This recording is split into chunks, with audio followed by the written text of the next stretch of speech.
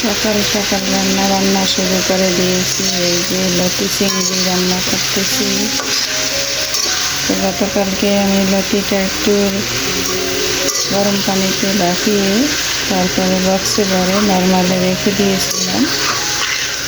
এই যে দেখুন, একটু কিন্তু কালারটা এদিক সেদিক হয় নাই। আমি ভাপানোর সময় হালকা একটু হলুদের গুঁড়ো দিয়ে দিয়েছিলাম।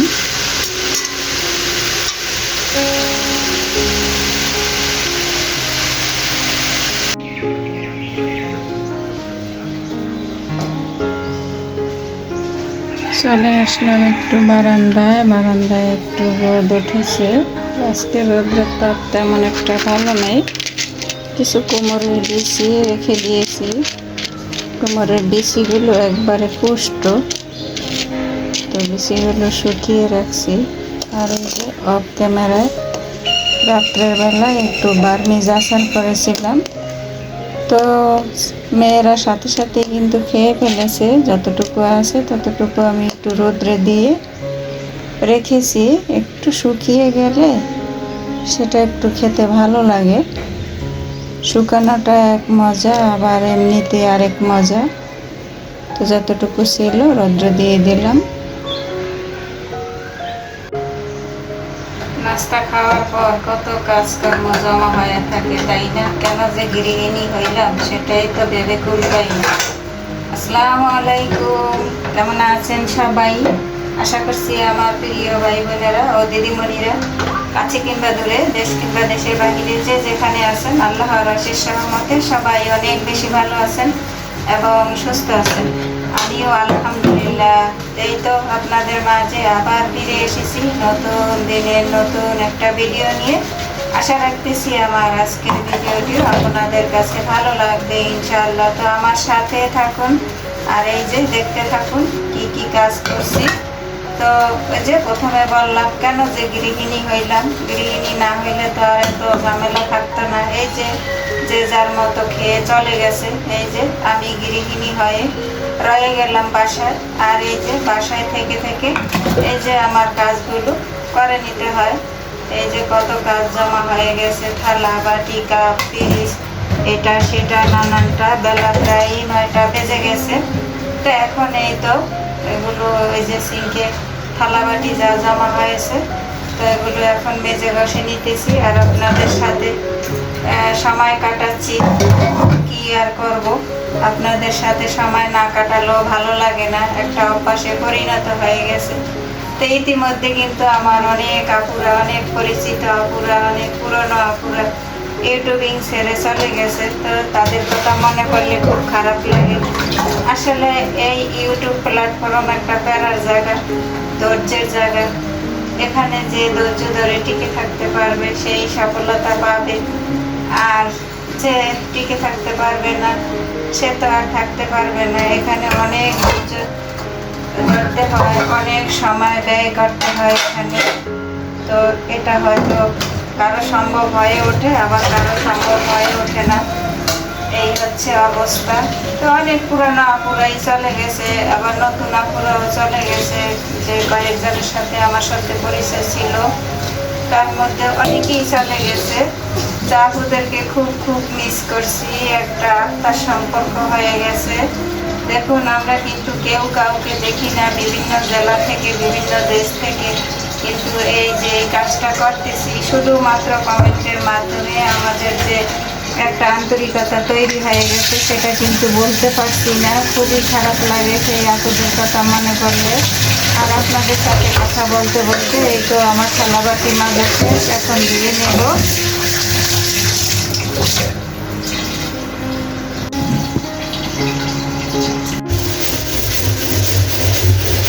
থালা বাটি মাজা শেষ, এখন এই তো সিংটা মাজা ঘষা করে নিতেছি।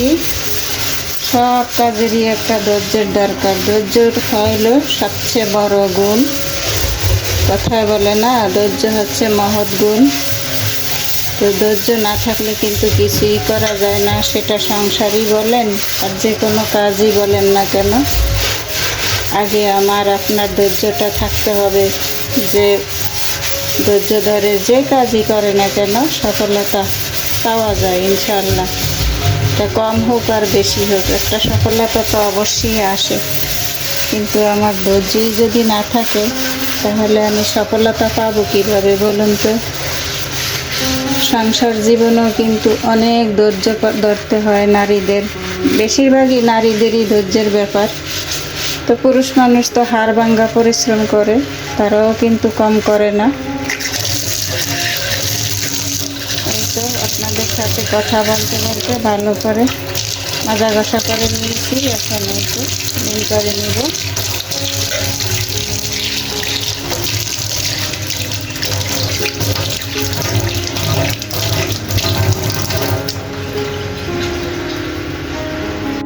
এই তো সিঙ্কটা সুন্দর করে ক্লিন করে নিয়েছি, এখন লেগে পড়ব নিত্যদিনের কাজকর্মে।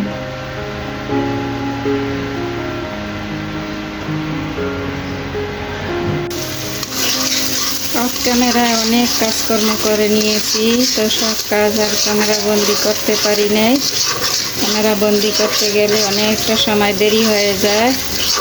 এই তো আরও সময় মতো সব রান্নাবান্না শেষ করতে হয়। তো একেবারে রান্নায় চলে আসলাম, আর এখন ক্যামেরাটা অন করেছি। এই তো সব ধরনের মশলাপাতি কষিয়ে দুইটা ছোট সাইজের টমেটো দিয়ে দিলাম। এখন টমেটোগুলো মশলার সাথে ভালোভাবে কষিয়ে নেব।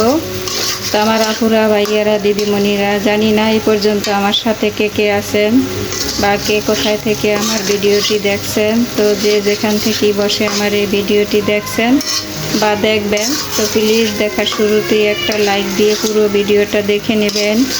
সবাই সবাই পাশে থাকবেন, সবাই সবাইকে সাপোর্ট করবেন, তাহলে আমরা সবাই একসাথে এগিয়ে যাব ইনশাআল্লাহ, কেউই পিছিয়ে থাকবো না। এই তো টমেটোগুলো ভালো করে কষিয়ে নেব মশলার সাথে।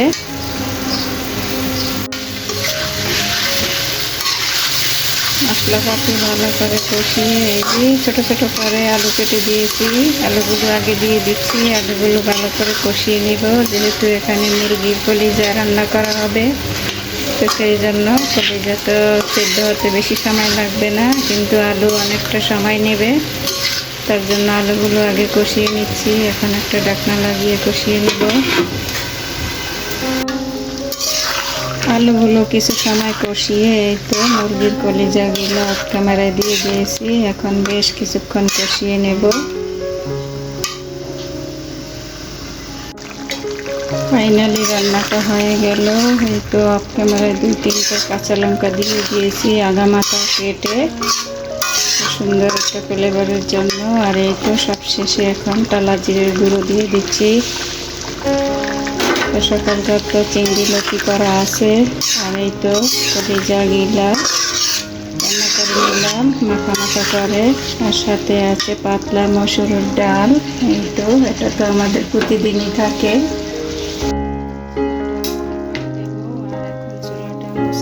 সুন্দর করে এই যে তেলের ছিটা, তেল এটা সেটা তো একটু পরেই রান্না করার সময়।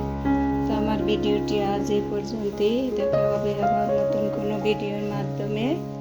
সেই পর্যন্ত সবাই ভালো থাকবেন, সুস্থ থাকবেন, নিরাপদে থাকবেন, সবাই সবার জন্য দোয়া করবেন। আল্লাহ হাফেজ। আসসালামু আলাইকুম রহমতুল্লাহ।